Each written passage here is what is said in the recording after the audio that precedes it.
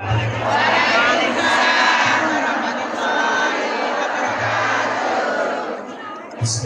masya Allah. La yasudul khaira illa Allah. Bismillah, masya Allah. La yasifus su'u'a illa Allah. Bismillah, masya Allah. La kana min ni'matin famin Allah. Bismillah, masya Allah. La hawla wa la quwwata illa billah. Alhamdulillah wa kafa. Wassalatu wassalamu ala sayyidina Muhammadin Mustafa wa ala alihi wa ashabihi alladhina hum ahli tuqa wa naqqa wa najah wa ba'du. Sebenarnya pengurusan DPC Al-Mu'alif NU,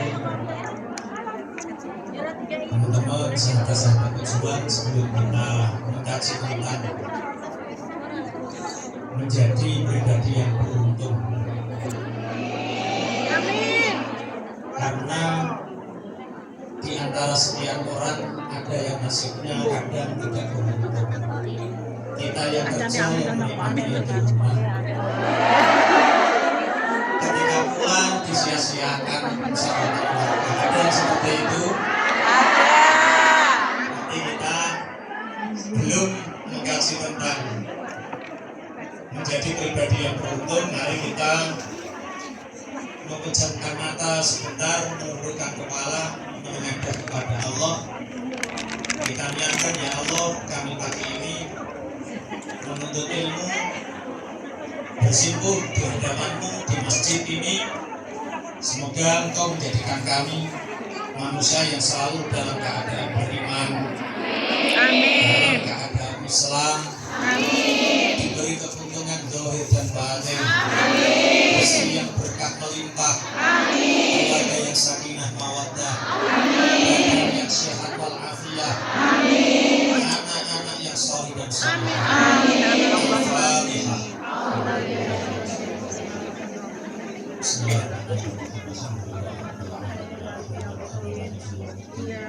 Iyyaka na'budu wa iyyaka nasta'in. Ihdinas siratal mustaqim.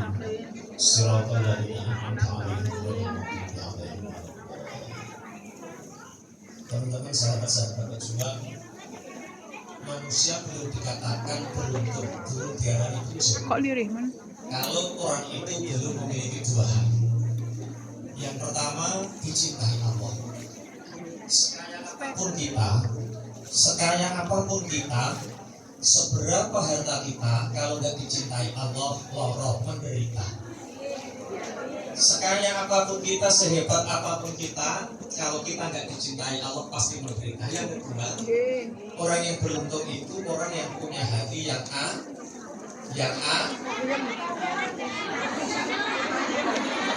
apa ayam bahagia. Sekaya apapun kita, sehebat apapun kita, kalau hati nggak bahagia, hidup pasti menderita. Kita 1 jam akan membahas tentang dua hal ini. Nanti yang setengah jam bisa tanya jawab, tapi curhatnya jangan lama-lama, dan yang lain bagian. 1. Orang yang beruntung itu orang yang dicintai Allah. Apa tandanya Allah cinta sama kita? Allah punya perlambang di dunia, ridallah fi ridal walidain wa suhtullah fi suhtil walidain. Ridhonya Allah itu digantungkan sama ridhonya orang tua. Bencinya Allah, murkanya Allah digantungkan sama murkanya orang tua. Kalau kita punya harta banyak, tapi membuat orang tua murka. Kalau kita punya harta banyak, tapi mangkelnya wong tuane, gregete wong tuane, membuat benci orang tua, maka itu tanda anak durhaka. Kalau anak durhaka itu tanda dia durhaka sama Allah. Maka apa yang kita lakukan untuk menjadi pribadi yang beruntung? Monggo diniati, mari kita niatkan bersama-sama untuk menjadi anak yang berbakti birrul walidain. Yang pertama, cara berbakti, kalau kita diperintah orang tua selama itu tidak maksiat, kerjakan. Yang kedua, kalau orang tua masih bisa kerja, kemudian kita juga sudah kerja, bantu walaupun sedikit. Walaupun sedikit, nggak harus banyaknya. Seorang tua itu nggak harus banyak. Orang tua itu dikasih anak 100.000, itu ingat apa enggak? Nah, Tapi kalau anak dikasih orang tua, ya ingat, kamu yang gak ingat ibu. Ya ingat, namanya anak ya banyak ingatnya, tapi kadang masih kurang. Sudah dikasih sawah 10 hektar, orang tuanya belum meninggal, yang belakang rumah itu sudah tanyakan, Bo, itu jatah sopo, Bo. Itu bagian siapa, toh, Bo? Bapak Ibu, semua orang ingin punya cita-cita berbakti sama orang tua. Joko Perawan, anak yang masih remaja, semua ingin berbakti. Pak Mbok nggak usah khawatir, nanti kalau saya besar tak muliakan panjenengan. Nanti kalau saya besar tak muliakan, tak hormati. Itu kalau belum menikah. Tapi kalau kita, teman-teman, kalau kita sudah menikah, kita diuji sama Allah. Apa ujian kita? Berbakti kepada anak sama suami, gemati dan anak bojo itu lebih besar daripada berbakti kepada orang. Misal panjenengan punya anak sakit, kira-kira panjenengan bisa tidur apa tidak? Tidak. Anak kita sakit, dipijit nih, nggak sembuh-sembuh, dikasih obat, nggak sembuh-sembuh, disuntik nih, sembuh, itu orang tua. Tapi kalau orang tua sakit, anak bisa tidur apa tidak? Marah-marah sopo sih. Ini orang bener ini. Sopo marah-marah ini. Sampai ada, teman-teman, ada simbolnya itu orang tuanya itu opnam di rumah sakit. Tetangga kanan kiri berkunjung ke sana menjenguk, keponakan yang sana mingguan menjenguk ke sana. Anaknya di rumah. Ditanya sama tetangga, Kak, iya. Lah kabarin boleh sampai di rumah sakit? Iya. Lah sampai kok di rumah? Lah yo, semua kok ke sana, semua kok di rumah sakit. Nanti yang ngurusi sapinya siapa? Mboknya, ibunya lebih bernilai sapinya. Ada yang di sini seperti itu? Ada? Coba maju. Kalau Pak Ringo tadi bawa amplop, tak bawakan amplop, maju. Ini orang yang berbakti. Misal ada orang tua kaya raya. Anak latihan rumah tangga. Namanya orang latihan rumah tangga kadang-kadang kurang. Mau buka usaha kurang 3 juta, hutang sama orang tua, bapak ibunya, Pak Bu, saya mau buka usaha, tapi kurang 3 juta, hutang, kira-kira dikasih apa tidak? Kira-kira orang tuanya nagih apa tidak? Nek disauri arep, gak disauri arep segitu. Kalau disauri dibayar ya mau, kalau gak disauri ya arep segitu. Sekarang dibalik. Ada anak kaya raya pulang dari Hongkong bawa uang 1,5 M.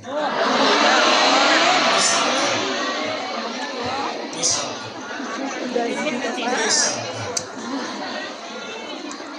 Loh, ada loh yang pulang dari Hongkong bawa 1,5 M. Ada Pak. Di rumahnya lantai 3, mobilnya 3, karyawannya juga baru 3. Kemudian orang tuanya hanya seorang petani. Musim tanam butuh pupuk, uang 3 juta. Hutang sama anaknya yang baru pulang dari Hongkong. Duh, bapak butuh pupuk, duh, hutang uang 3 juta. Kira-kira dikasih apa tidak? Orang dikasih naik ngono. Sesebelah ini tuh rata kayak beres sih.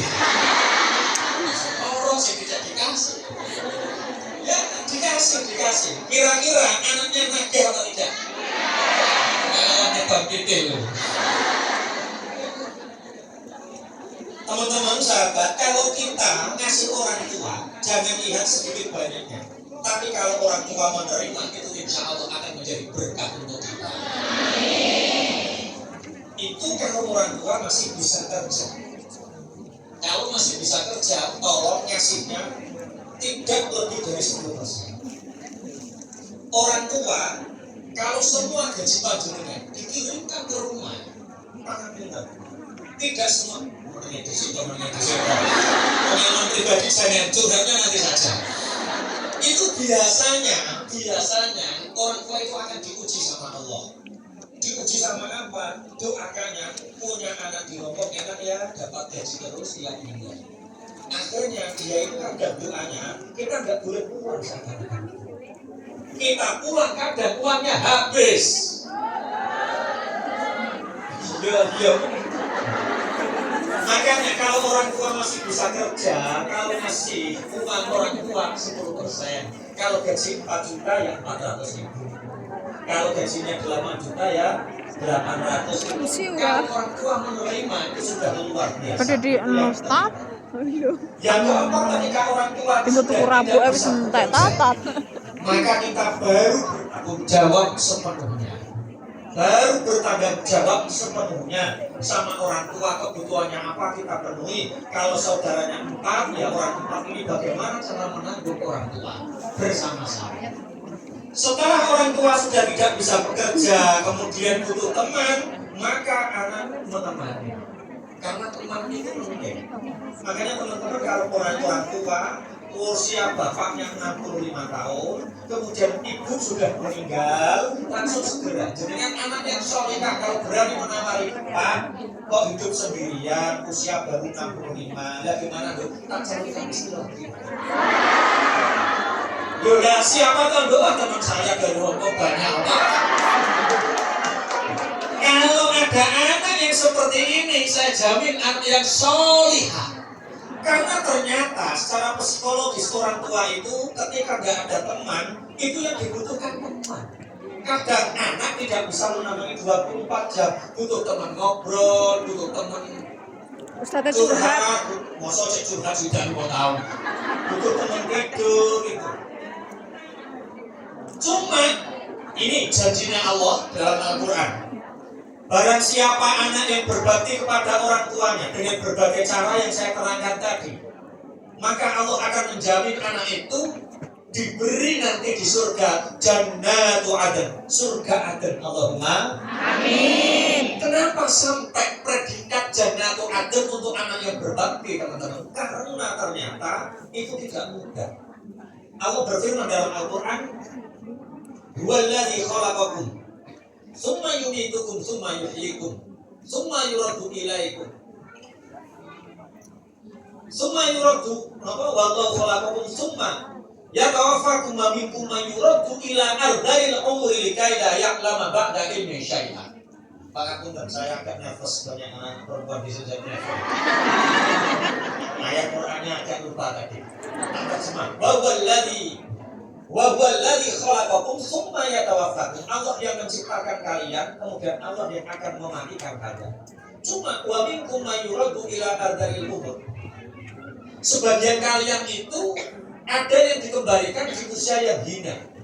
Namanya usia pikun. Jadi teman-teman, kalau kita nanti semoga kita dapat mengalami sebagian orang kalau sudah umur 65 tahun sampai 70 tahun itu akan kembali ke usia 15 tahun. 15 tahun paham nggak? 15 tahun itu anak kelas 3 SMP atau kelas 3 sanawiyah. Petita. Bahasa Indonesianya petita itu apa? Kayak mobitar. Penggerak. Semua jasanya orang yang di dalam rumah nggak kelihatan, pekerjaannya nggak kelihatan. Ini saya semua di dalam rumah anaknya nggak kelihatan. Kalau 65 sampai 70 tahun sampai 80 tahun teman-teman dikembalikan ke seperti anak usia 9 tahun. Apa 9 tahun? Minta sesuatu sakit bahasa Indonesia apa? Pokok saat itu harus. Kalau tidak murid dia. Anak usia 9 tahun, kemudian 9 tahun itu minta sepatu tidak dikasihkan, nangis. Nah, orang tua yang usianya 70 tahun ke atas ya seperti itu. Minta apapun sakit-sakit kalau marah. 80 tahun ke atas seperti anak usia 5 tahun. Apa? Baru saja beli jajan katanya belum. Dikasih makan katanya nggak pernah dikasih makan. Itu orang tua yang 80 tahun ke atas. Makanya anak yang sabar merawat orang tuanya sampai hidup seperti itu surga. Saya itu punya teman sekolah SD, punya sertifikat. Ngurmat mbok, ngurmat ibu usia 80 tahun ke atas. Jam setengah 3 malam bangun, aku ingin ke kamar mandi, monggo mbok, monggo, dituntun. Kamar mandi wudhu sekalian mbok, oh iya wudhu sekalian, dituntun. Ngelewati depannya sapi lah, sapi ini apa? Ibu yo sapi tipis, mau kencing, mbok cepet mbok, dituntun cepet. Pagi hari mboknya itu nelpon saudara yang jauh, bilang sama tetangga kami, aku tadi malam diseret karo anakku.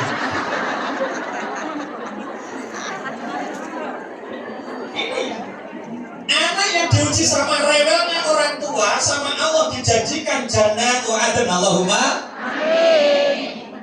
Kita diuji sebagai anak, orang tua juga diuji sama Allah. Apa ujiannya orang tua ketika nanti kalau kita tua biar sadar? Anak yang berbakti, anak yang gemati, tiap hari memasakkan, tiap hari ngepel rumahnya, tiap hari ngubah-ngubah mencuci bajunya, memberi lauk, memberi jajan tiap harinya 10.000. Anak yang berbakti seperti itu yang tinggal satu rumah sama anak yang rumahnya jauh, gak pernah merawat, gak pernah mencucikan baju, gak pernah memasakkan nasi, gak pernah hanya kirim uang 300.000 setiap bulan, 300.000 setiap bulan. Kira-kira teman-teman yang diceritakan sama orang tua, yang dielem-elem, yang dialem-alem, kira-kira yang satu rumah atau yang jauh?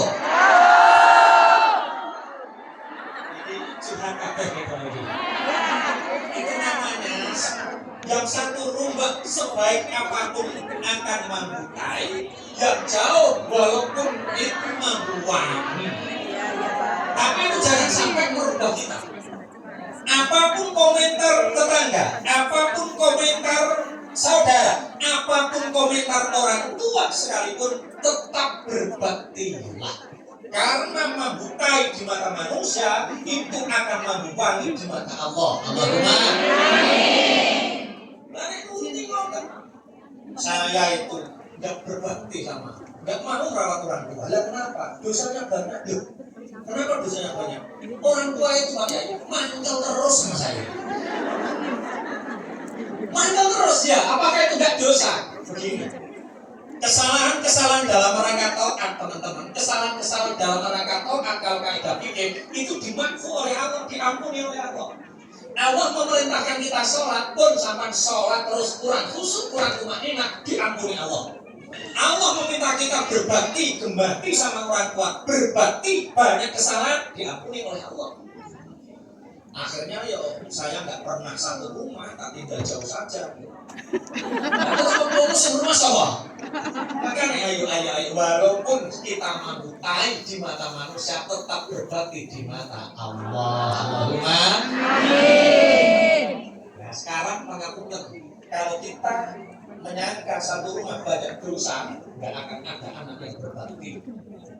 Nah terus ngadepinnya ngeten, ibu sama jawab jajan, sama jawab jujur nih. Misal, panjenengan punya anak 5 tahun anak sama, minta jajan, nggak dikasih, nangis. Kemudian minta lagi, nggak dikasih, nangis. Panjenengan marah apa tidak seperti itu?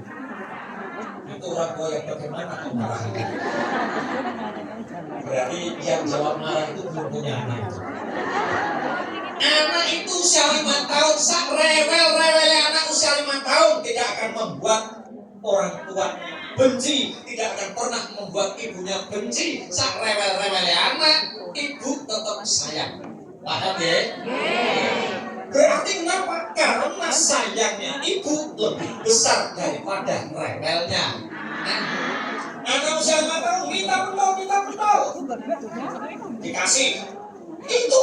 Minta lagi. Gak dikasih. Ngejar. Gak bawa uang. Ngejar bawa ketawa. Ibunya bilangnya apa? Nah, kok pintar sekali, gak bawa uang, kok bisa beli pentol, mau jadi sarjana ekonomi kamu ya?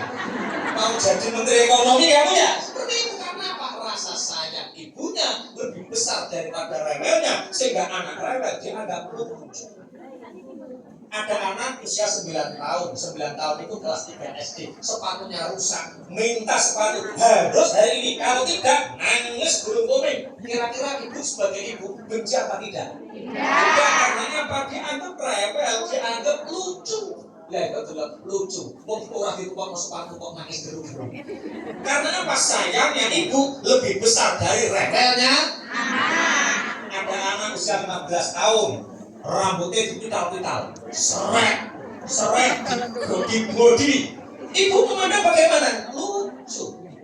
Orang kok melete, enggak lucu. Karena apa? Sayangnya ibu lebih besar daripada rewelnya. Begitu juga kita. Teman-teman, kalau kita merawat orang tua, kemudian orang tua persis seperti anak 5 tahun, 9 tahun, 15 tahun, ya agak lucu. Ibu pun nangis gerung-gerung, lucu. Ibu minta sesuatu nggak diberikan nangis, lucu. Karena sayangnya anak harus lebih besar daripada rewelnya orang. Kalau kita nuruti baper, terbawa perasaan, merawat orang tua satu rumah, bahkan semua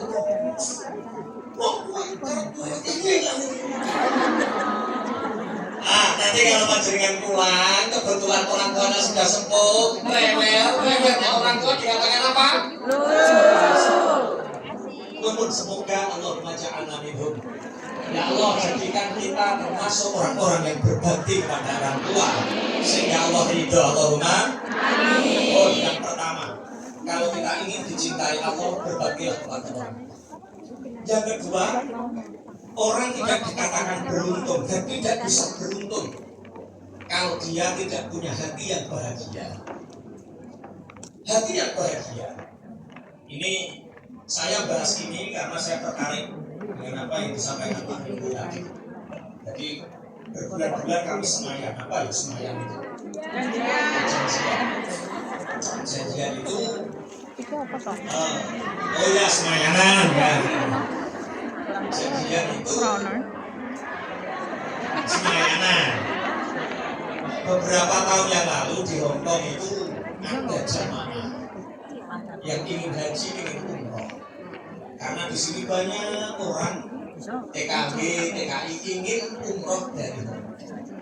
Tapi belum ada fasilitas karena masih rawan penipuan. Makanya kemarin pagi-pagi kita ngobrol banyak. Insya Allah beliau mau ngurusi izinnya lewat pemerintah. Masih diusahakan. Beliau masih nunggu saya lagi datang lagi ke sini untuk bagaimana memproses hubungan antara Indonesia sama Arab Saudi. Tapi kan izin Eropa kan butuh effort yang sangat besar dan iya. Karena membutuhkan waktu.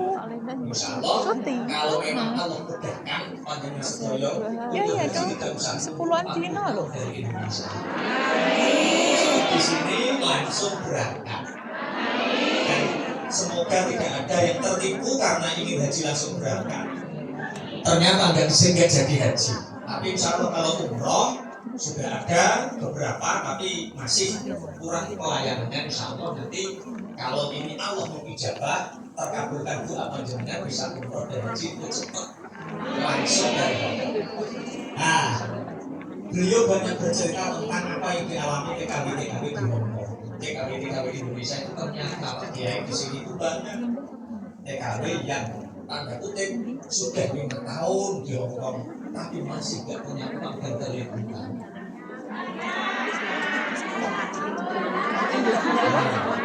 Terlilit utang dan gak punya uang. Oh, berarti tema pagi ini saya harus menerangkan tentang konsep bahagia.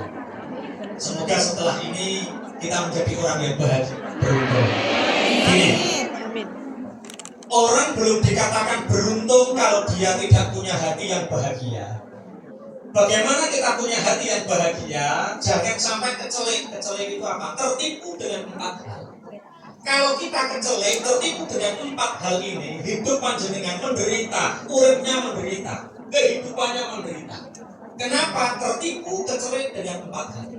Yang pertama, kecelek apa? Tertipu apa? Tolabul ghina fi kasratil mal, walakinal ghina fil qanaah. Banyak orang ingin kaya. Semua yang hadir di sini pasti ingin kaya. Yang pegang mic ingin kaya ini. Ini sampai ke Bojonegoro ke Hongkong dia ingin kaya. Sampai datang kerja dari Indonesia sampai ke Hongkong dia ingin. Kalau ada orang bilang gini, kaya lo untuk apa? Mau hidup ya hanya sementara, tidur nanti, tidur lagi nanti, ngerti-ngerti mati gitu. Ada orang menyatakan seperti itu, sebenarnya sudah lama ingin kaya, tapi nggak kaya-kaya. Itu namanya orang katok, perkataan orang katok. Katok itu apa ya? Ya, mentok. Orang yang mentok ingin kaya tapi nggak kaya. Tapi mereka menyangka, mereka mencari ingin kaya, tapi menurut mereka kaya itu di dalam harta.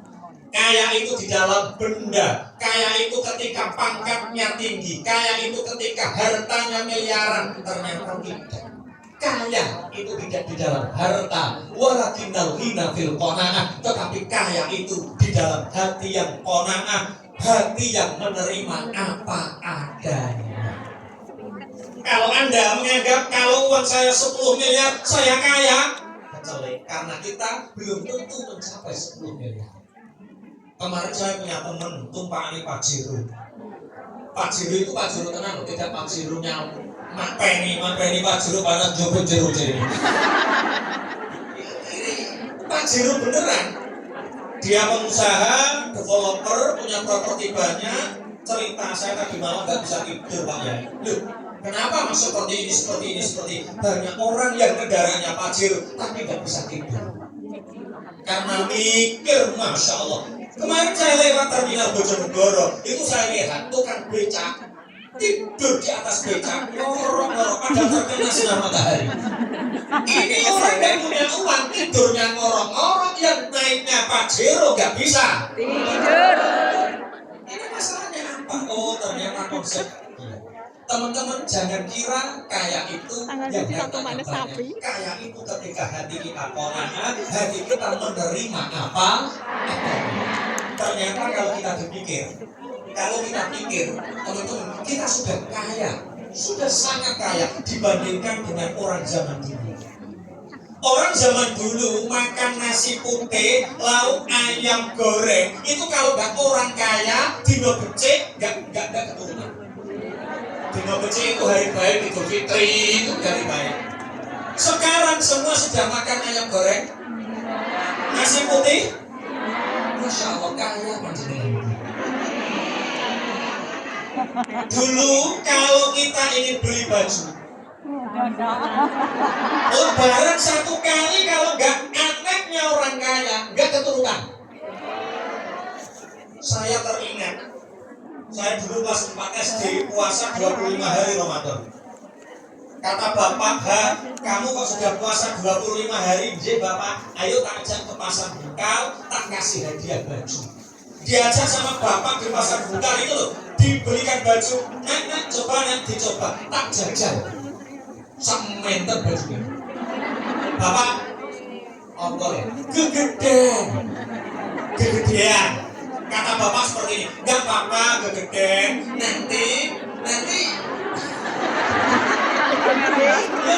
Pas sendiri, teman-teman. Setelah saya kelas 6 SD, baju ini baru pas, tapi sudah among.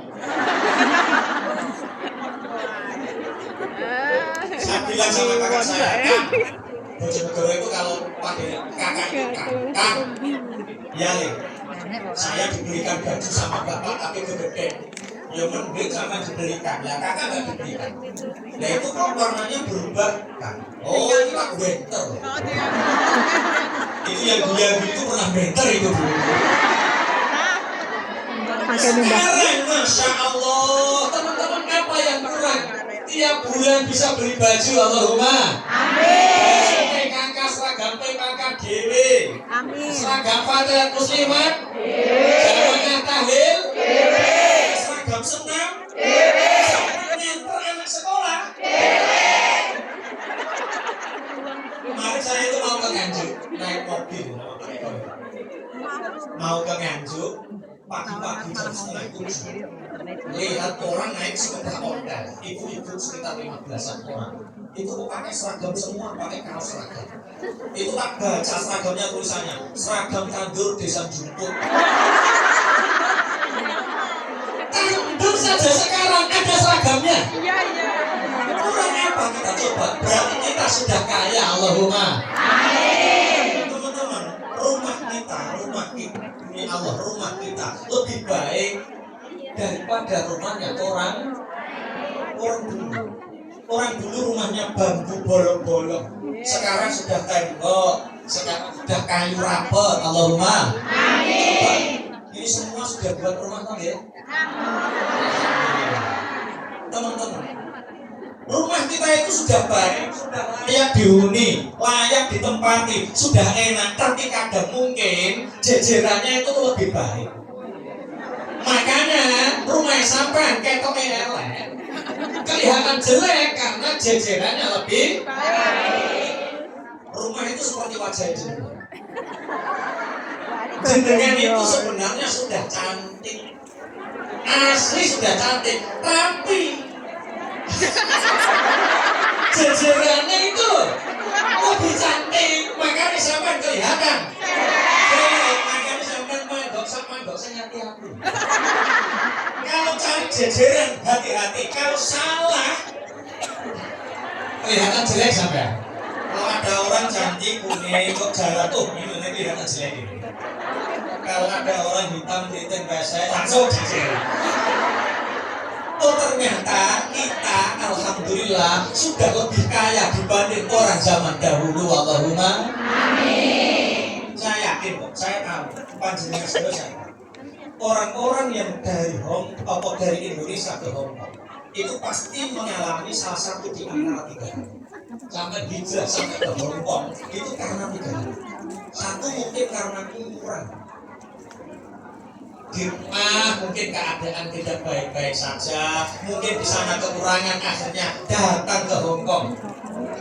Semoga yang datang ke Hong Kong karena kurang nanti pulang menjadi berlebih. Amin. Yang kedua mungkin karena hutan. Di rumah terlilit hutan sampai nekat pergi ke Hong Kong. Semoga pulang hutannya lunas. Masih punya tabungan banyak. Yang ketiga ini yang istimewa mungkin karena tawiran.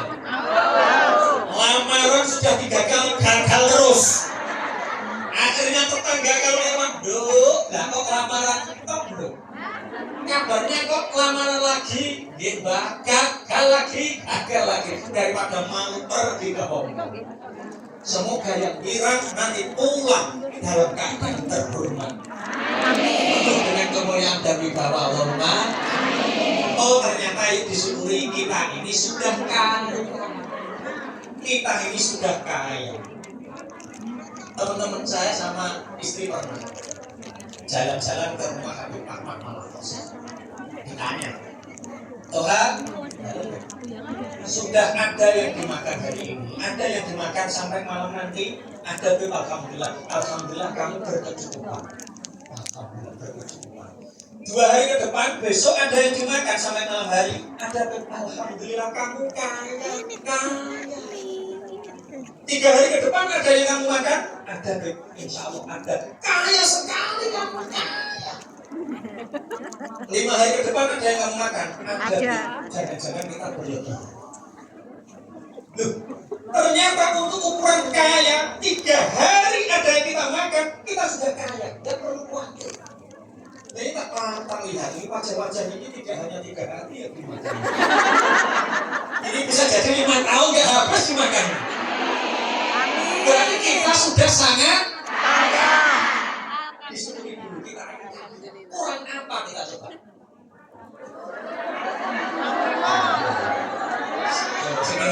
Saya ini kurang syukur. Saya kurang akeh. Saya ini modelnya kurang tepat. Kurang syukur kok kurang akeh. Kurang apa? Allah sudah ngasih kita banyak, teman-teman. Allah sudah ngasih kita banyak. Tapi hati yang kurang menerima ini, hati yang kurang-kurangnya ini menyebabkan kita kurang bersyukur. Rasulullah Shallallahu Alaihi Wasallam bersabda, Al-qalil minal ma'dud katsir. Sedikit dari yang kita cintai akan terasa besar.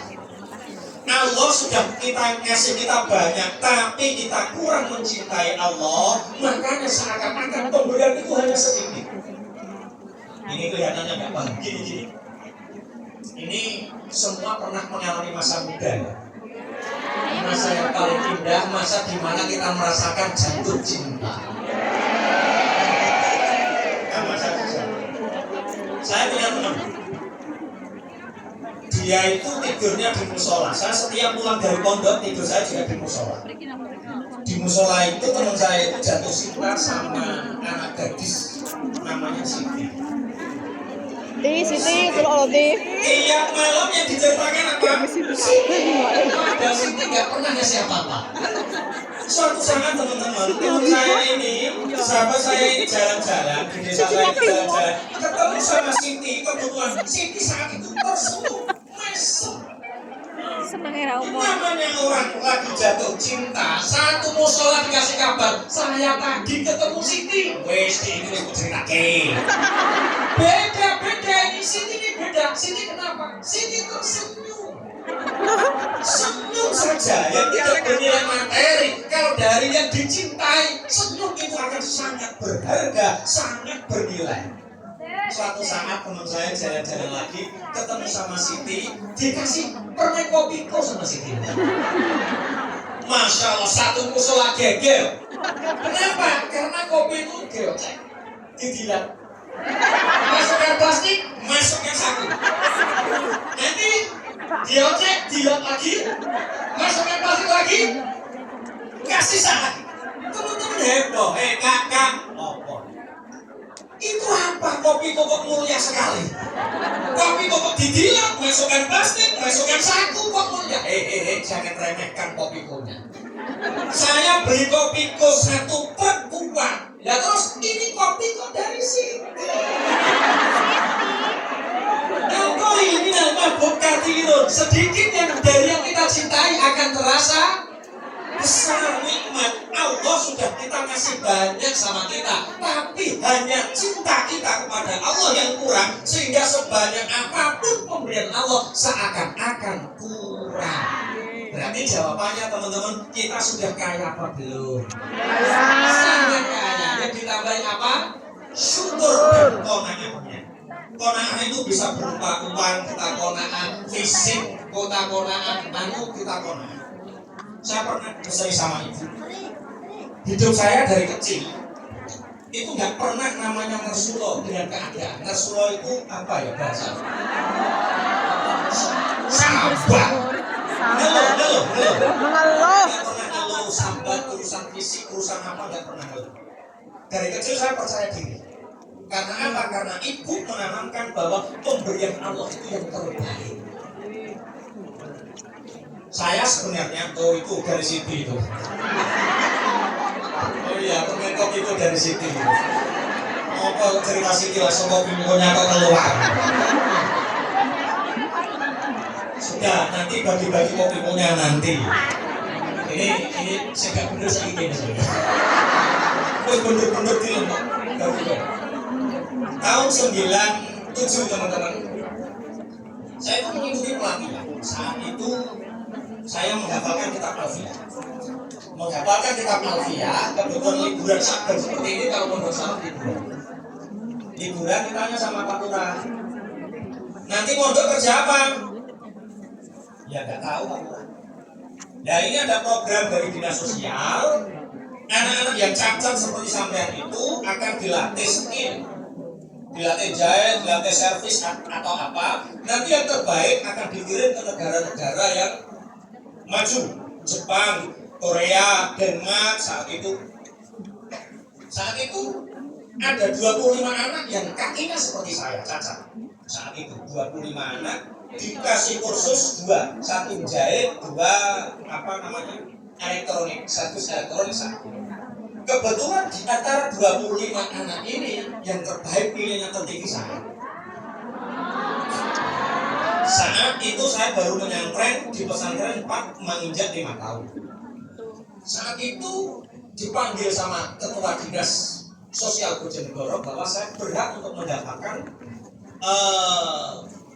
kerja di Jepang, magang di Jepang. Gajinya saat itu kayak punten 12 juta. Kalau sekarang mungkin bisa 40 juta. 12 juta tahun 97. Pertanyaannya, ini saya harus ke Jepang kerja atau melanjutkan menghafalkan Alfiyah?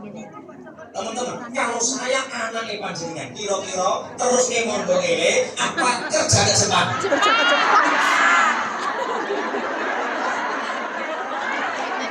Aku ngerti Pak Emang. Satu kata bapak saat itu, nak,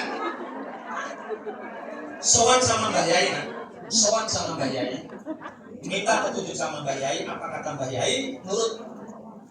Saya sowan Mbak Yai, saya ini dari dinas sosial mendapatkan predikat terbaik nomor 1 di antara 25 santri anak difabel, kemudian dapat tawaran di Jepang untuk magang sekalian langsung kerja di sana, gajinya 12 juta.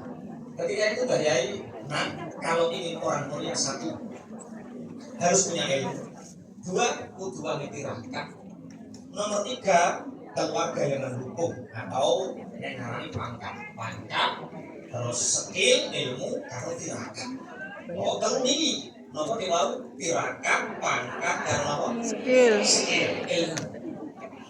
Dan terus gini, mungkin skill kamu bisa jahit, ya.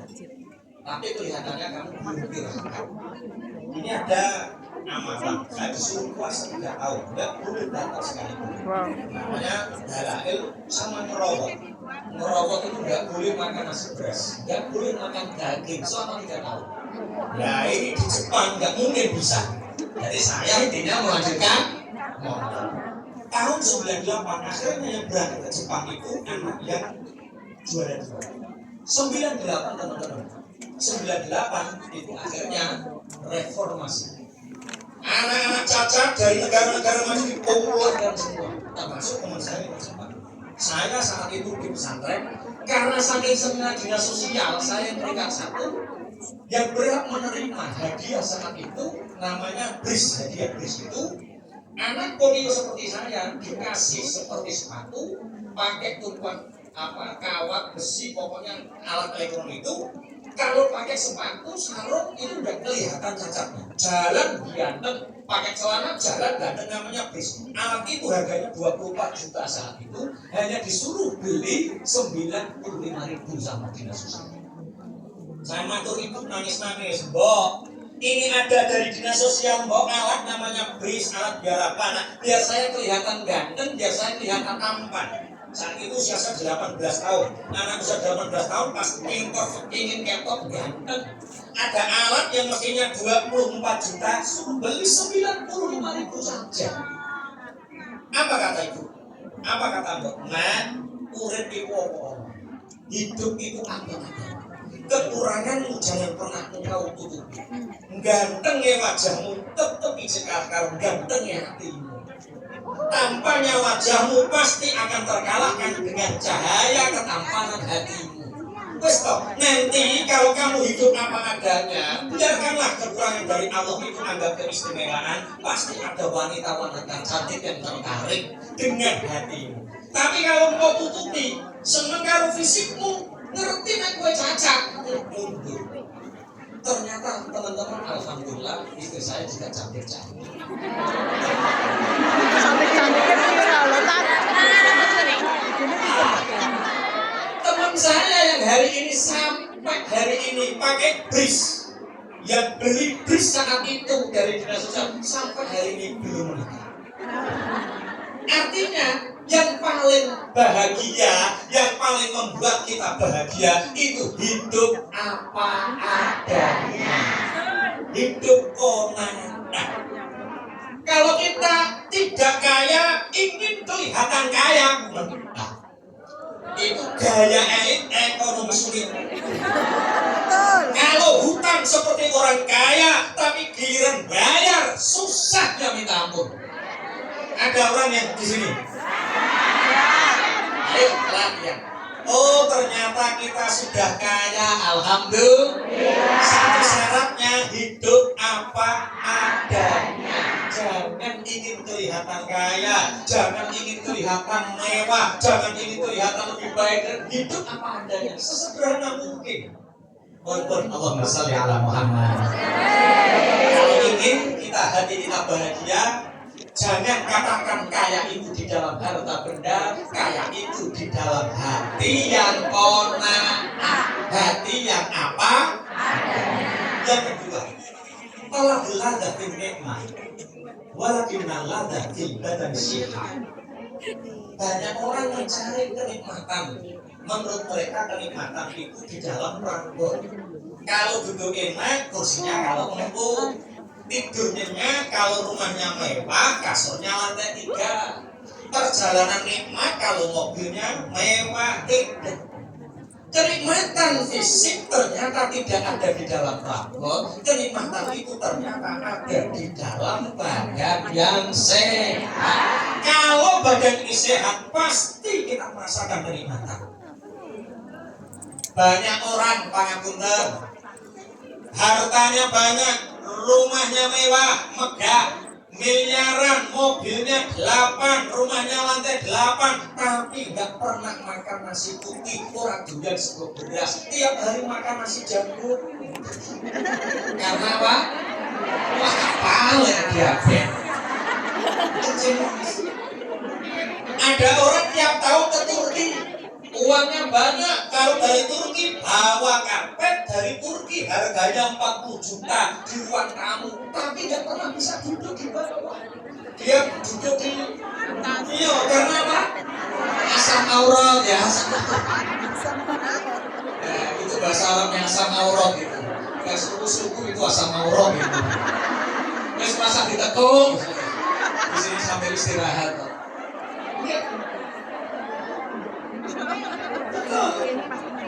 Ada orang rumahnya lantai 8, kamarnya ada 8, kasurnya tingkat 8, tapi kalau malam nggak pernah bisa tidur. Kenapa? Mikirin utang.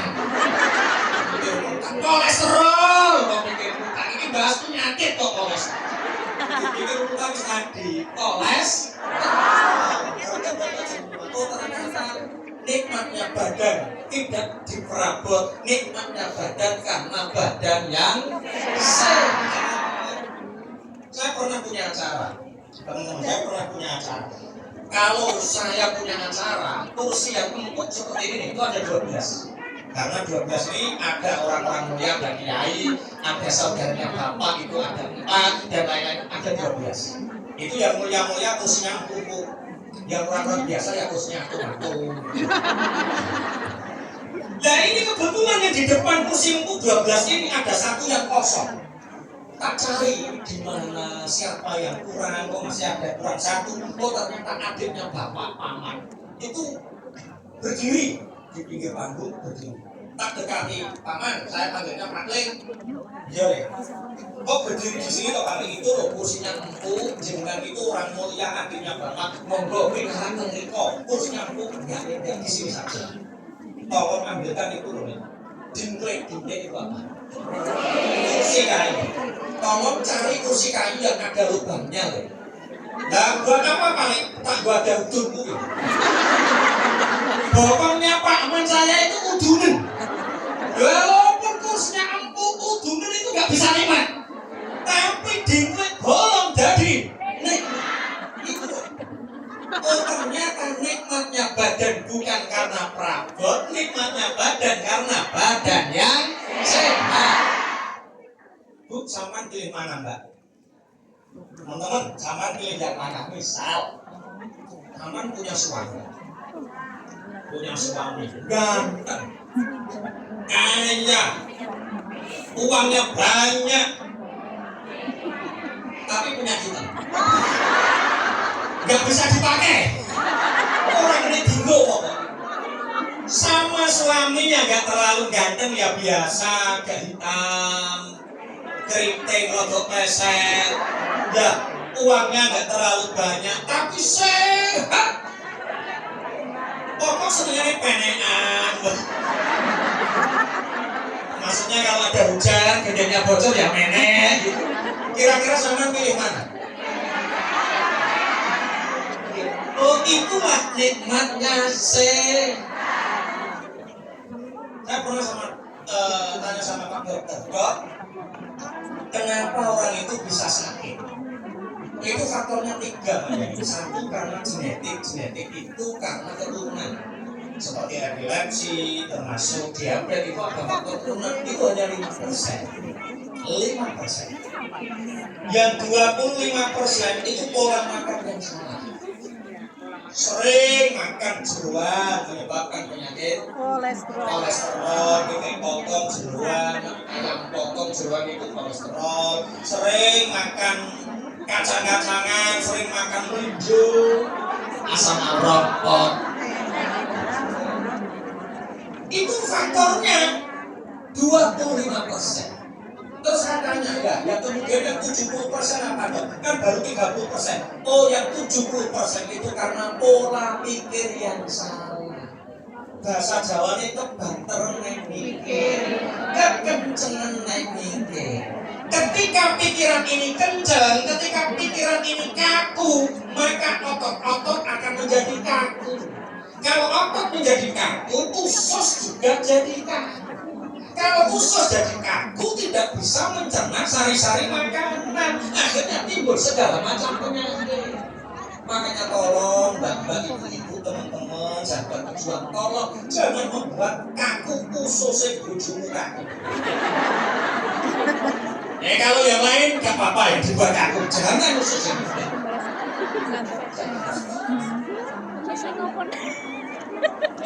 Yuk. Oh, nggak punya bojo? Nanti habis ini kita berdoa bersama-sama. Yang nggak punya bojo nanti biar laku dapat bojo. Amin. Amin. Bojo tenanan loh ya, bojo tenanan. Satu, kalau kita ingin bahagia, satu jangan tertipu 4 hal. Satu jangan tertipu harta. Kaya itu di dalam harta, kaya itu di dalam hati yang benar.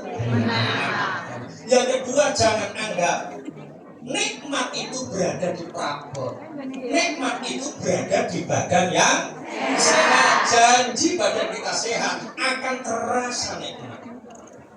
Makanya orang Islam harus sehat. Tapi bagaimana kalau ada orang sakit? Kalau ada orang sakit itu tanda dicintai Allah. Teman-teman, Imam Syafi'i radhiyallahu anhu itu sakit 14 tahun.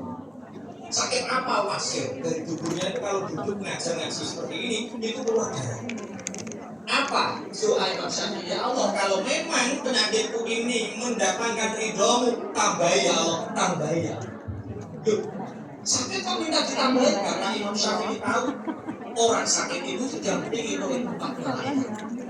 Didampingi oleh 4 malaikat, dan itu menjadi kekasihnya Allah. Satu orang sakit itu didampingi malaikat yang mencabut cerni wajah, aura wajah, cahaya wajah. Kalau orang sehat wajahnya cereng, kalau orang sakit wajahnya pucat, burem, pucat, kok burem. Salah ya. Burem itu tanda nggak pernah itu burem. Kalau orang sakit wajahnya apa?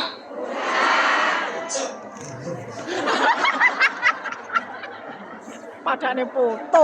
Bahasa burung itu tidak membentak yang seporo. Yang kedua, malaikat yang pertama mencabut aura wajah. Yang kedua, malaikat yang mencabut tenaga.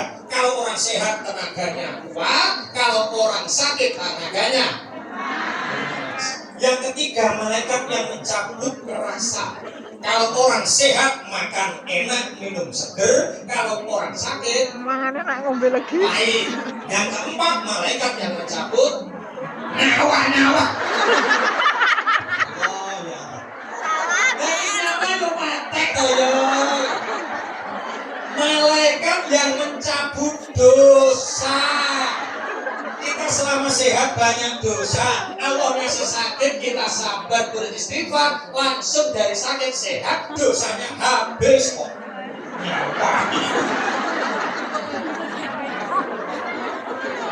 Makanya kadang Allah itu kalau ingin memasukkan surga hambanya, itu caranya beda-beda. Ada yang dikasih sakit, ada yang disini punya penyakit kelimu. Mana kabeh ta? Itu ditengok. Itu besok di akhirat. Ini mau dimasukkan neraka sama malaikat. Mau dimasukkan neraka sama malaikat. Dihalang-halangi sama Allah. Malaikat itu mau dibawa kemana? Allah itu mau dibawa ke neraka karena orang ini belum. Orang ini kakinya nggak bener, tangannya nggak bener, mulutnya nggak bener, dosanya banyak. Tapi ya terus mau dibawa disiksa di neraka. Gini kata Allah, aku tahu hambaku ini dosanya banyak. Tapi dia selama di dunia tak kasih ujian berupa sakit, linglung. Dia bersabar, dia beristighfar, sehingga dosa-dosanya itu telah aku ampuni sebab kesabarannya terhadap musibah yang bernama penyakit. Sudah bawa ke surga, bawa ke surga. Yang ini itu besok kalau ditanya tentangnya, Mbak kakinya kenapa? Mbak surga.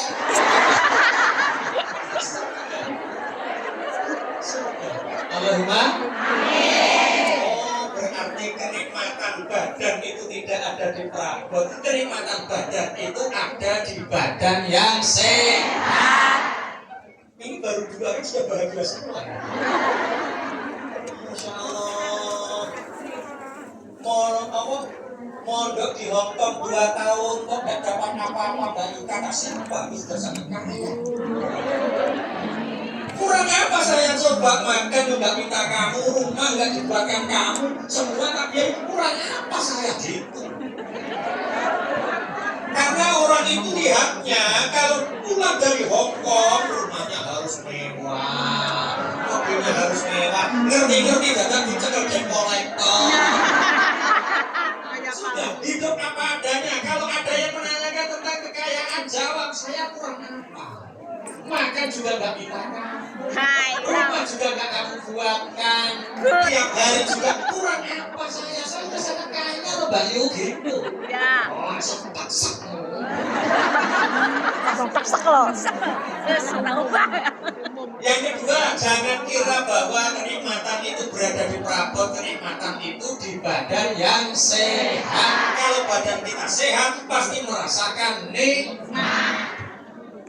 Orang sehat minum itu sehat, makan enak, tidur enak, itu orang apa? Sehat. Oh, yang ketiga, ini nanti jam berapa? Ini sudah jam 9. Jam 5. Sesi pertama sampai jam berapa ini? Jam 12.30. Jam 1. Oke, nanti 12.30. yang ketiga, nanti habis ini kita ngaji tentang sabar dan banyak-banyak berdoa. Karena kita kebetulan sekarang sudah berada di penghujung pertengahan sabar. Doa-doa mustajab banyak sekali karena sadis tadi. Yang ketiga, tolabur rizki fil ardi walakin rizqa fis sama. Banyak orang mencari rizki, mereka mengira bahwa rizki itu di bumi. Dengan bekerja keras menyebar di bumi dia dapat rezeki banyak, ternyata tidak. Rezeki itu sudah dicetak oleh Allah di lauh mahfuz, sudah dicetak oleh Allah di atas langit. Jadi kaya miskin itu bagian dari Allah. Ada orang yang jatahnya kaya, di lauh mahfuz dicetak kaya. Di dunia kerja gampang, semua menjadi gampang. Kesana dapat uang, kesini dapat uang. Langsung bangun rumah. Habis bangun rumah, selesai bangun rumah, baru ditempati 1 bulan kebakaran. Rumahnya mah habis, tinggal gemboknya saja. Oh, namanya orang jatahnya kaya, di atas lauh mahfuz kaya, ya sebentar lagi buat rumah orang ketiga. Ada orang ngomong Pak, ada foto orang itu Pak berbuat rumah kebakaran tinggal gemboknya saja. Sekarang loh sudah buat lantai 3. Ya gimana Bu? Apa rumah kita bakar dulu? Ya kita bisa bangun rumah lantai 3 sampai rumahnya dibakar, ya nyusahkan orang lain. Orang begini, rezeki itu seperti ini, kaya miskin itu seperti ini. Orang kaya dan miskin itu seperti apa? Seperti tumbuhan rambut. Apa itu tumbuhan rambut? Ya paham ya, tumbuhan atau orang tumbuhan lah. Tumbuhan. Tunas, wis pokok rambut ini dari bayi itu ada yang keriting, ada yang lurus. Keriting lurusnya rambut itu sudah dicetak di lauh mahfud, sudah dicetak di atas langit. Keriting lurusnya rambut. Rambut di lauh mahfud dicetak keriting, dikerek pirang-pirang tetap Kritik. rambut di lauh mahfud dicetak lurus itu dikerek pirang-pirang tetap. Itu agar rambutnya keriting kayak direbotin jadi lurus. Obatnya habis, keriting lagi. Orang miskin berusaha seapapun kerja kerasnya, orang miskin ya tetap, orang kaya ya tetap. Ini ada yang begini, ya kalau gitu ya nggak usah kerja. Untuk apa? Gini, teman-teman, jenengan sedaya kerja ke Hongkong ini niatnya apa coba? Cari uang. Sini, duduk sini, yang paling darah ini. Ini niatnya apa coba? Nyautang loh, tenang dong. Oke, duduk sini nyauri utang. Duduk sini nyaut apa? Oh, mencari ibadah karena ridhonya. Betul, bener. Lo ini kok rentor-rentor. Ya mama jadi buaya sampai anak aja mampir dong. Jangan berdoa. Teman-teman, kerja itu setiap tetes keringat itu bernilai pahala. Kalau Allah ngasih setiap tetes keringat dalam pekerjaan kita itu pahala, yo kadang kala pahalanya lebih banyak. Dengan cara apa? Kita kerja tapi nggak dapat uang. Itu pahalanya banyak.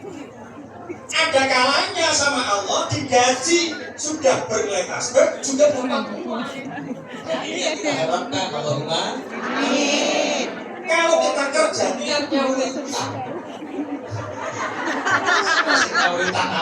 Kalau niat kerjanya utang, kadang kalau kerja utangnya belum lunas pasti kecewa. Pasti kecewa. Makanya kebahagiaan itu sebenarnya tanpa syarat. Kalau syarat kebahagiaan harus kaya, belum tentu kita kaya. Kalau kebahagiaan kita suami yang tampan dan lunak, ya belum tentu suami kita lunak dan teman saya SMP itu Masya Allah paling cantik sama waktu reuni itu gandeng laki-laki itu Masya Allah. Bayangannya teman-teman, ini reuni pasti suaminya yang paling tampan, yang paling kaya pasti si tulang. Karena apa? Dia paling cantik sama bareng reuni itu ya apa sih digandengi wong lanang ditanya sama teman-temannya, mbak, apa? Ini siapa? Lu siapa? Lu suami loh. Ya temannya, lah kamu. Kenapa? Ireng dong. Suami saya jangan dihina. Ini rezeki. Ini donatur abadi. Ini uangnya banyak. Nomor 1, nomor 2, nggak pernah kena penyakit, nggak pernah sakit. Jangankan sakit kesambung duduk apa-apa. Allahumma sholli ala Muhammad. Berarti kebahagiaan itu tanpa syarat. Tidak ada syarat hartanya banyak, tidak ada syarat suami harus tampan, tidak ada syarat suami harus rumah, tidak ada syarat tetangga harus baik. Dimanapun kita berada harus bahagia. Berarti kebahagiaan itu tanpa syarat. Ini gitu yang biasa Bayu. Kok guyon tanpa syarat.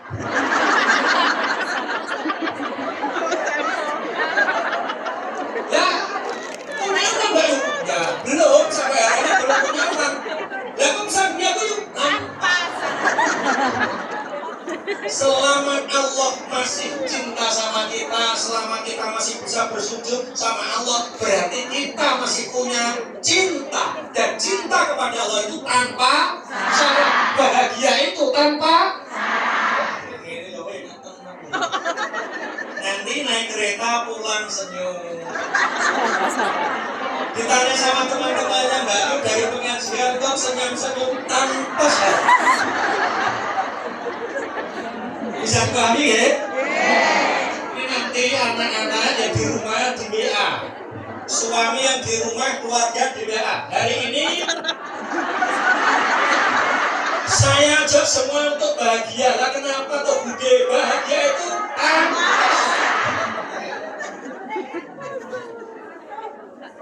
naik bojone nang syarat kok.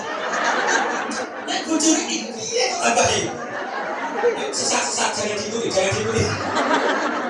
Kalau suami ya harus punya syarat. Syaratnya suami harus soleh. Syaratnya suami mau tanggung jawab. Syaratnya suami tidak selingkuh. Syaratnya suami sama anak sama istri harus itu suami tanpa syarat. Dan tanpa syarat itu apa? Bahagia tanpa. Jangan kira bahwa kita bekerja keras kemudian mendatangkan uang banyak, rezeki itu di bumi tidak, rezeki sudah dicipta oleh Allah di langit.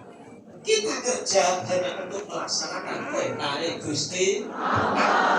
Bagaimana orang yang tidak kerja kemudian dia hanya mukundu atau kalau suami nggak mau tanggung jawab, nggak mau ngasih nafkah, namanya suami apa? Mukundu itu singkatannya apa? Modal murid doang. Gak benar.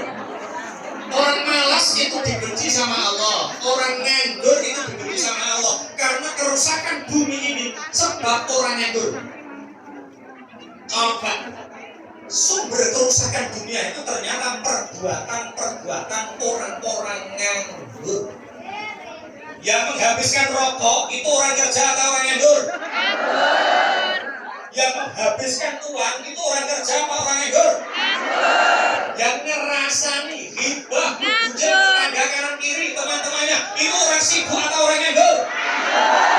Makanya perbuatan yang paling buruk itu nganggur.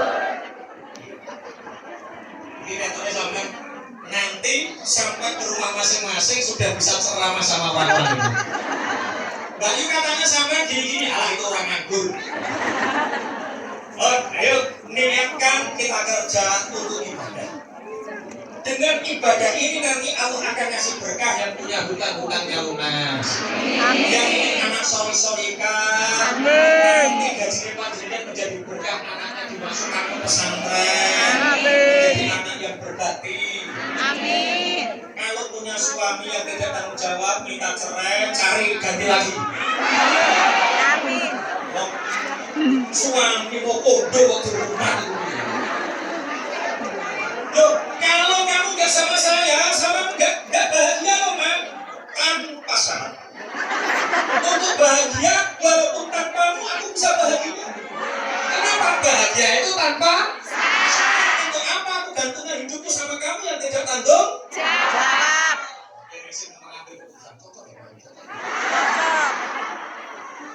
Allahumma sholli ala Muhammad. Bahagia jangan tertipu 4 hal. 1, jangan katakan kaya itu di dalam harta. Kaya itu di hati yang qanaah menerima apa? Jangan katakan nikmatnya itu di dalam prabot. Kita dapat nikmat dari prabot. Dan kenikmatan itu kalau kita merasakan nikmat kalau badan kita sehat. Jangan kira bahwa kaya miskin itu ditentukan kerja di bumi. Tidak, kaya miskin itu berkaitan dengan takdirnya Allah. Oh, kalau kita ingin rezekinya Allah, kita bekerja bukan karena ingin duit banyak, kita kerja untuk ibadah. Kalau sampai kerja untuk ibadah, gak akan kecewa, gak akan kecewa. Oh, yang ke tolong berohak ini banyak orang ingin kaya, hartanya banyak, kemudian dia berat bisa beristirahat. Ternyata orang istirahat itu bukan karena kaya, tapi karena ya bener gini. Mereka menyangka harta banyak bisa bersedekah, ternyata tidak. Orang bisa bersedekah itu kadang tidak nunggu kaya. Kalau kita kaya baru sedekah, ya kan orang jadi kaya. Kalau tidak kaya berarti kita enggak.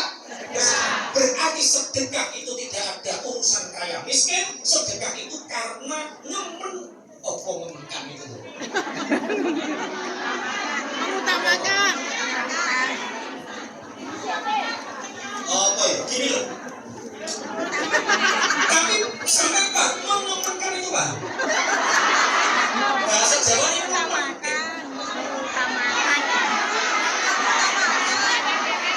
memprioritaskan. Wah, sebenarnya ini cocok terus. Gini. Kita lewat pulang dari Hongkong, tiba-tiba kita lihat masjid di desa kita. Sudah 6 tahun masih ini mangkrak bangunannya belum ada yang bangun, terus sampai bilang ini yang kaya-kaya ini kemana? Ini yang kaya-kaya ini kemana ini? Kok masjid sudah 6 tahun nggak jadi? Kalau ini saya yang kaya, tak bangun sendiri. Kalau ada orang seperti itu yakin orangnya masih miskin. Karena biasanya kalau kaya dia lupa. Makanya untuk bersedekah teman-teman jangan lupa kaya. Ada yang seperti ini. Dok, ada apa beli sambil tandur? Kita ini ditakdir sama Allah masih miskin, Dok ya kenapa? Ini kalau kita kaya, Dok, jam 8 ya sudah duha.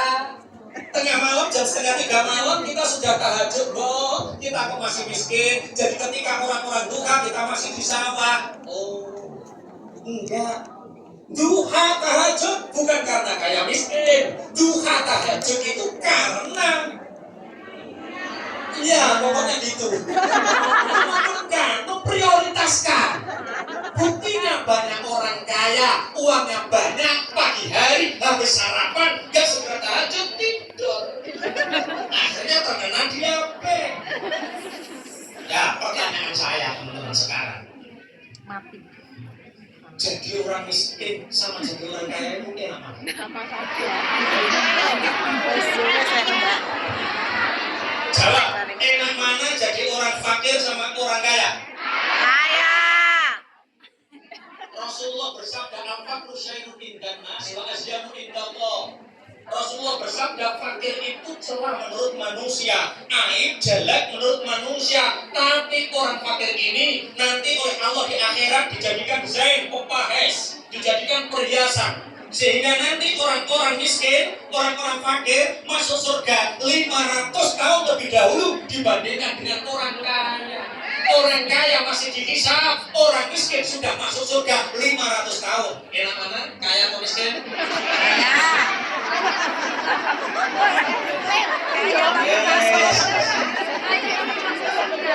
Orang fakir, orang miskin, teman-teman, itu setiap amalan yang dilipat gandakan oleh Allah.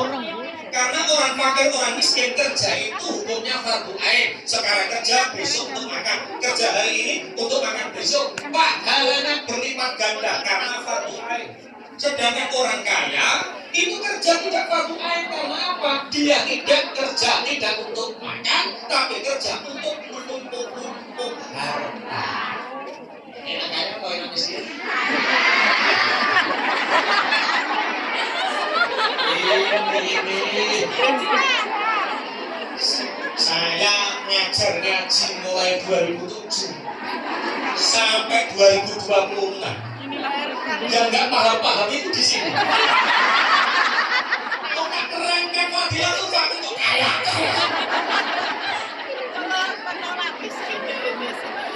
Nolak miskin apa? Dulu ada sahabat namanya Abdurrahman bin Auf. Abdurrahman bin Auf itu di antara para sahabat kaya. Karena mendengar Rasulullah bersabda bahwa yang masuk surga 500 tahun lebih cepat orang fakir daripada orang kaya. Orang kaya itu hisabnya banyak. Abdurrahman bin Auf menangis, ya Allah, bagaimana caranya saya bisa miskin? Abdurrahman bin Auf bingung cari cara biar bisa miskin. Dan sampai bingung cari cara biar akhirnya Abdurrahman bin Auf itu punya cara. Para sahabat itu polaan itu apa ya? Kan dagang internasional, ekspor kurma. Pola beli kurma sebanyak kolot itu. Makan. Apa itu makan itu? Order. Ya belanja. Belanja kurma untuk diekspor. Bergudang-gudang banyaknya para sahabat ini, eksportir ini beli kurma. Belanja kurma untuk dijual kembali. Tiba-tiba Rasulullah mengumumkan bahwa terjadi peperangan Hunain dan para sahabat harus ikut perang Hunain. Perang Hunain ini perang yang terjadi di Syam. Antara Madinah sama Syam Suriah sekarang itu perjalanan berbulan-bulan. Akhirnya para sahabat jihad ikut perang Hunain. Kurma yang di Madinah busuk semua. Pulang perang Hunain, kurma sudah tidak bisa dijual karena apa? Busuk. Akhirnya Abdurrahman bin Auf, ini cara yang paling cepat membuat saya miskin. Akhirnya Abdurrahman bin Auf mengumpulkan para sahabat yang punya kurma busuk, antar ke gudang saya, tak kasih keuntungan 10%. Akhirnya para sahabat senang karena apa? Semua uangnya Abdurrahman bin Auf digunakan membeli kurma busuk para sahabat. Kata Abdurrahman bin Auf, alhamdulillah sekarang saya miskin, saya sudah tidak kaya. Teman-teman, sahabat semua ternyata di Yaman itu ada Pak Gebluk. Pak Gebluk itu pagi sakit, sore mati, sore sakit, pagi mati. Setelah diteliti, ini apa yang menyebabkan Pak Gebluk ini? Obatnya apa? Ternyata ada virus yang obatnya itu harus pakai kurma busuk. Cari kurma busuk Raja Yaman ini di mana ada kurma busuk yang banyak, yang terbanyak ternyata ada di Madinah, disimpan oleh Abdurrahman bin Auf. Datang Raja Yaman menemui Abdurrahman bin Auf, dibeli kurma busuk ini semua, dikasih keuntungan 20%. Kata Abdurrahman bin Auf begini, jadi orang miskin kok sulit.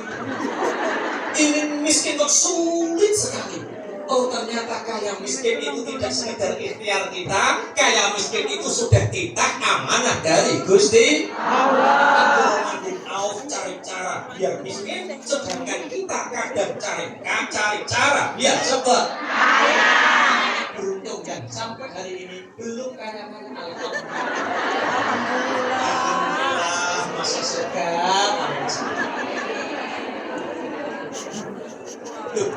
Orang miskin itu kalau di dunia itu belakangan, bangun rumah belakangan, beli HP belakangan, beli motor tunggu second. Itu orang miskin. Iya, cari bekas dulu baru bisa beli. Tapi orang kaya di dunia, bangun rumah DCI, beli HP DCI, beli sepeda motor DCI, beli mobil DCI. Itu orang kaya. Nanti dibalik sama Allah di akhirat. Di akhirat itu dibalik, yang cepat itu orang miskin masuk surga, cepat orang bidadari yang dapat cepat orang istana megah yang cepat orang kaya belakangan. Miskin kaya atau dengan miskin? Kaya. Paham. Oke, semoga kita menjadi orang yang beruntung. Allahumma amin. Orang yang beruntung itu orang yang dicintai dan mencintai Allah. Yang kedua, orang yang beruntung itu orang yang punya bahagia itu tanpa kalau Anda mensyaratkan bahagia selamanya sampai mati nggak akan bahagia. Ini kesimpulan dari makan sering diterangi orang Allah. Satu kalimat saja. Bahagia itu tanpa Syarat. miskin bahagia dulu. Oke, miskin Bahagia. kaya Bahagia. punya suami Bahagia. punya anak Ya baik. nggak punya anak Bahagia. digaji Bahagia. Ora digaji? berarti kesimpulannya bahagia itu tanpa saya nanti pulang senyum-senyum gitu. Orang Islam itu ternyata harus bahagia. Ini ada waktu. Ini kaji Syakban dulu atau tanya jawab dulu? Syakban dulu. Syakban. Saya bawa kitab namanya Madza fi Syakban. Madza fi Syakban, satu kitab. Latihan apa tuh? Dalam Masa latihan tapi kalau saya terjemah semua satu kitab ini sampai